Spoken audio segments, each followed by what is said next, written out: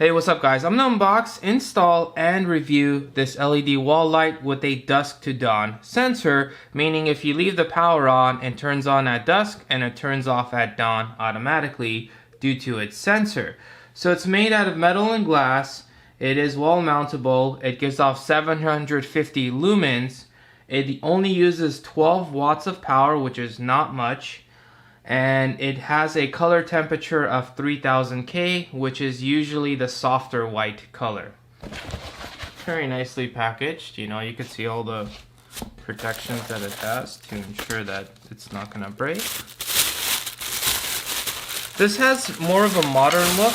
I kind of like this modern style, so that was one of the reasons why I chose this one.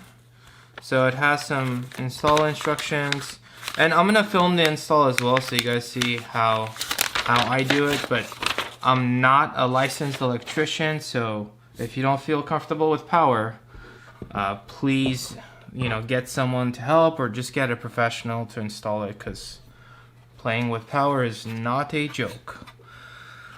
Okay, so it looks, just based off this, it looks pretty straightforward. Looks like I just have to unscrew these, attach this to the wall, and then screw these in and connect the wires and stuff. And you get your, connections here, some screws, some rubber pieces, good to go.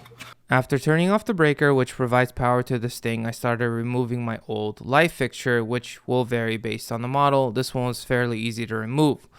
So once I get it to this state, I'm also gonna again re-verify that there is no power to this thing. So that is a non-contact AC voltage detector, which it would blink red and make a whole bunch of noise really if it detected power. So in this case there was no power, so I was good to go. Normally this doesn't happen, but I guess this light fixture has been here for a very long time, so I had to actually remove this part. Few moments later. So after removing that, I took out the screws and I just left that inner piece there. Essentially it wasn't bothering anything, so I just decided to leave it there instead of breaking more of the wall.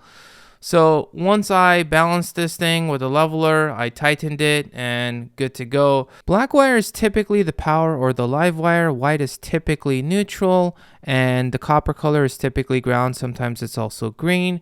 So I say typically because it doesn't necessarily have to be this way. It's just this is the standard from what I know, and typically this is the case, but I have seen it where people use white for power, which is not a good idea, but this is something you need to double check, and I've already double checked this. I did make sure that black itself is power. So over here I'm using the lever nuts, which are by Wago. This is optional, you don't have to do this. It just makes connecting the wires much easier. Now I need to connect the wires to each other, so in my case black will go to black, white will go to white, and the copper color will connect to the copper. And that's it for the connections. I'm just going to stick the wires in and place the light fixture, screw it in on both sides, and very simple, and that's it. Now I've turned on the breaker and I've turned on the light, but because it is light outside, it won't turn on until I cover the dusk to dawn sensor. So as soon as I cover it, the light goes on. As soon as I remove the rubber piece, it goes off and back on and off. So it's actually very fast in terms of the on and off speed, in terms of it detecting whether it's light or dark outside. Now time for the true test to see how well this thing actually lights up and what it looks like at night. So overall it gives off a decent amount of light, more than enough to see the pathway. You can see the lights on. It looks nice both from the inside and outside, and I really like the modern look. If you guys enjoyed this video, smash that subscribe button, and I'll catch you guys in the next one.